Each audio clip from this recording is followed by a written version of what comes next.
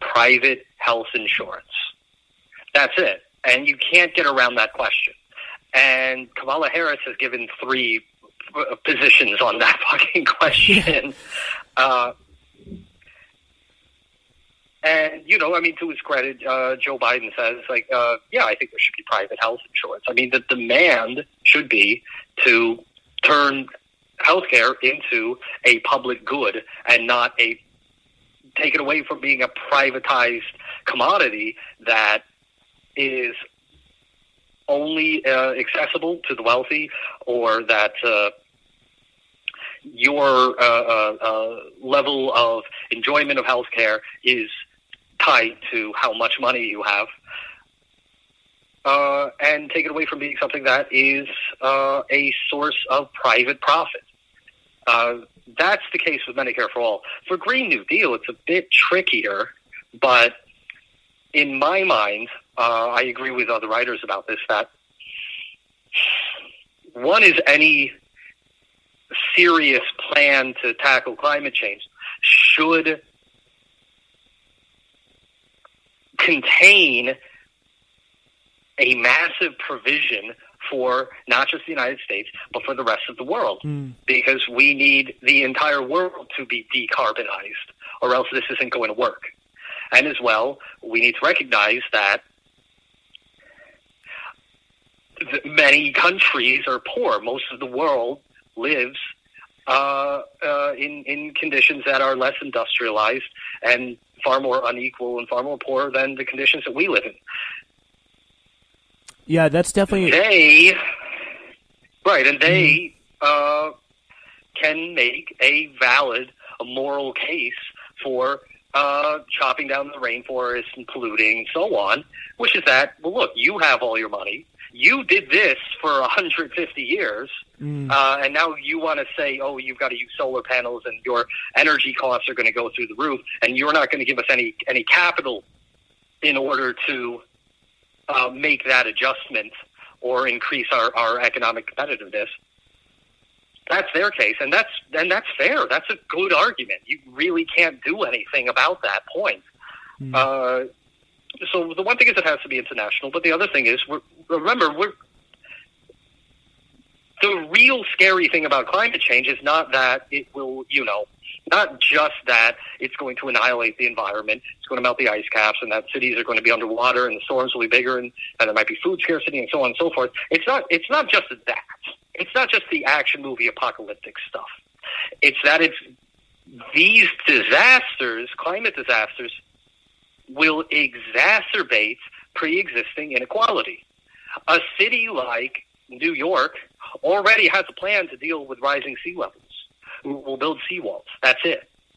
And New York City can afford to do that. American cities can afford to do that. In the rest of the world, especially the developing world, they can't afford these things. So any climate, any climate proposal that doesn't address inequality is not really worth your time. Yeah, that's definitely it's so important, really, as you say, to bring everybody into the equation and not leave anybody out, which is something that I think I've never really heard about from any of these candidates who are running, except for, of course, in the Green New Deal, which is, I believe, supported by Bernie, and I don't know if Warren supports it. But again, I've heard you say before that you and, of course, all the people on Chapo Trap House are supporters of Bernie, but there is like a really kind of interesting dynamic going on between Bernie and Warren. Like the fact that be careful what you wish for. We say, we wish we had some left-wing candidates in the race. We never really have any, but all of a sudden we get 2, and one's kind of a little bit more palatable for some reason or another to which we will get into, to the media and to the kind of the establishment class. So what do you think distinguishes Elizabeth Warren from Bernie Sanders? Because they haven't really been distinguishing themselves as of yet. And what makes Bernie Sanders a better fighter for change and bringing in a fighter for kind of the working class and someone who you should really support as a person out there voting? To answer the first question, one is a socialist and one is not. That's the distinction. And to answer the second question, it's a bit complex, but here it is.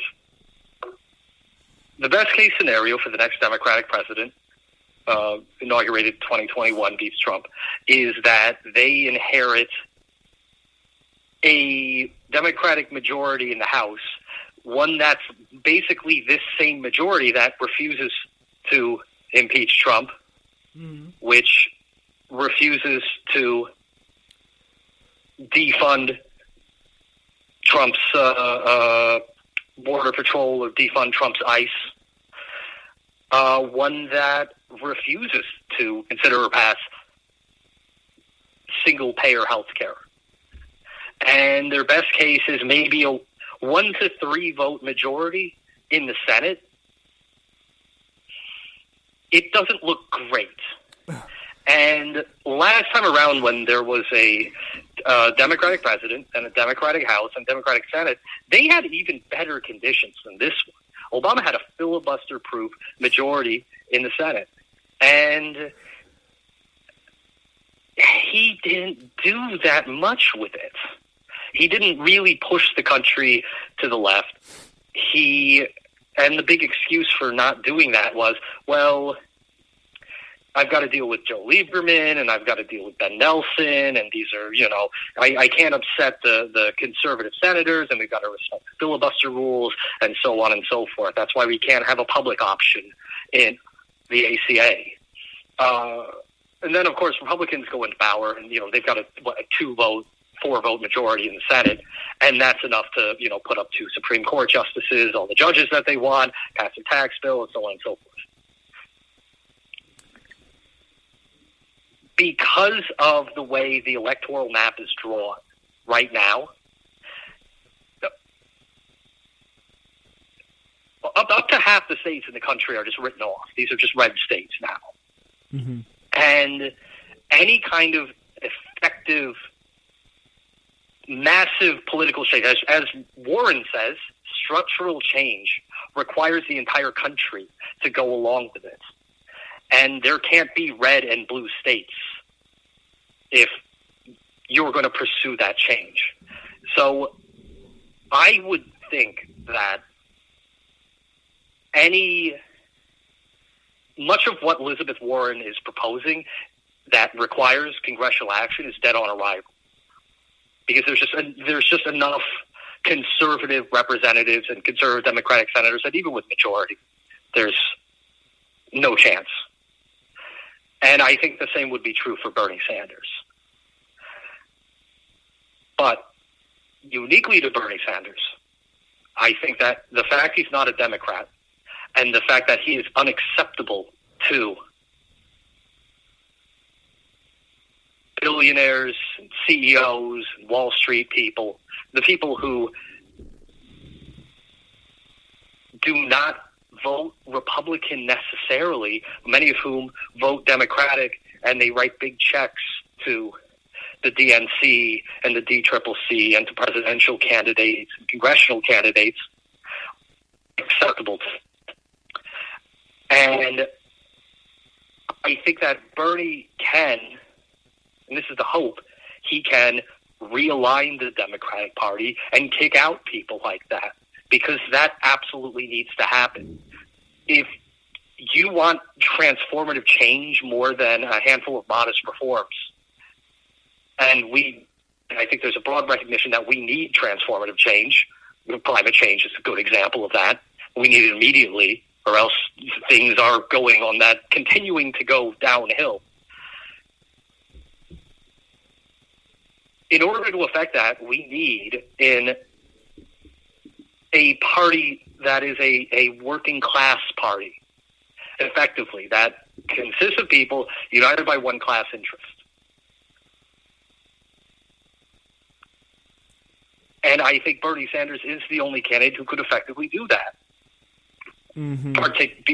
Specifically because of the contempt with which he's held, in which he's held by these powerful individuals, the donor base that calls the shots in the Democratic Party. Yeah. And I think they would be kicked out. I think if he were the nominee, they would leave the party or be dragged out kicking and screaming. And I think he could be inaugurated president and could put, through his allies in Congress, radical legislation up, and then watch it be voted down, and then be able to say to the people who elected him, okay, these are your enemies. Yeah. He has gone to the debates and he's made the case that, I want to eliminate private health insurance.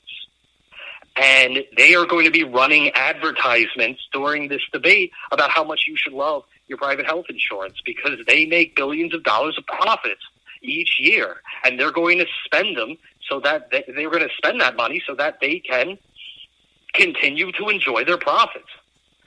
It's a straightforward, it's a simple case, right? It's almost intuitive, but you never hear anyone say it.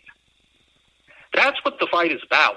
And Pryor and people like Obama and his team, they were not willing to take on that fight. They thought, the insurance company's just going to run ads against us if we don't, cut them in. So let's craft a market-based universal health care proposal, and let's bring them in and have their voices represented. I cannot see Bernie Sanders doing that. In Marxist terms, he heightens the contradictions. And as well, you can see this in Bernie Sanders going to picket lines across the country, him using his volunteers and his campaign mailing lists in order to get people to show up at solidarity actions for striking workers, him instigating or helping to instigate the strike wave that we've seen this year. That is a model of organization that I think shows how a political campaign can become a political movement in the way that past campaigns simply have not become. I think that if Warren were the nominee and she were elected, I think she would win if she were the nominee. I really think a lot of her core base would just dissipate after her election, because I think a lot of the people who like her, at least some number of the people who like her, are the sort of people who think, well, gosh, if Donald Trump weren't president, I would be at brunch right now. Yeah. Yeah, just look at some of the Obama's base. And Barack and Bernie Sanders' base consists of people at the bottom of the working class. They were never really at brunch to begin with. Far and away, he receives the biggest donations from waiters. Think about that. Mm-hmm. People who do not even enjoy minimum wage protection. Service workers. That's his base. And those are the people who have been the losers for the past 50 years in this economy. And that's why his message resonates with them. And his message is one that says, no, I can't do these things. Here's my proposal, but I can't unilaterally do these things. You have the power to do these things. It's everyone collectively wielding their power. It's not me, us. That's and kind of the idea. Yes. And you wield your power through affinities like labor unions. Yeah, so that's I can't really get that down to an elevator pitch, maybe if I tried, but that's why I support Bernie Sanders over Elizabeth Warren. Yeah, definitely very well put. Thank you so much for that. It was a very good explanation there. And especially the kind of resistance that he will face, even if the best case scenario is that he does get a completely democratic congressional chambers and all that stuff. So, but the question is, are you worried at all about the state of the campaign? Are you worried about how things are going? Are you hopeful of the way things will turn out? Because obviously the media narrative is a little, and obviously this has been kind of disproven a lot, but that he's fading. Warren's coming up. Biden is a little